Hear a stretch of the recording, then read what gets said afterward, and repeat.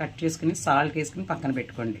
3 ఉల్లిపాయలు, 10 పచ్చిమిర్చి, కొంచెం కొత్తిమీర, కొంచెం కరివేపాకు, కొంచెం ధనియా, కొంచెం జీలకర్ర, 2 యాలకులు, ఒక పట్ట, 10 లవంగాలు, చిన్న అల్లం ముక్క, వెల్లుల్లి రేఖలు, 10 వెల్లుల్లి రేఖలు. నీళ్ళతో వండాలి సుమా, ఆయిల్తో వండండి, నీళ్ళు వేయకండి. గుత్తి వంకాయతో చాలా బాగుంటుంది. 100 గ్రాముల ఆయిల్ వేయండి అరకిలోకి. ఏం పెట్టక్కర్లేదు. ఆయిల్లో వంకాయ బాగా మగ్గితే చాలా రుచిగా ఉంటుంది. మసాలా గ్రేవీ వేస్తాం అప్పుడు లాస్ట్లో వంకాయలు మగ్గాక. ధనియాలు, జీలకర్ర, యాలకులు, లవంగాలు, వెల్లుల్లి, అల్లం,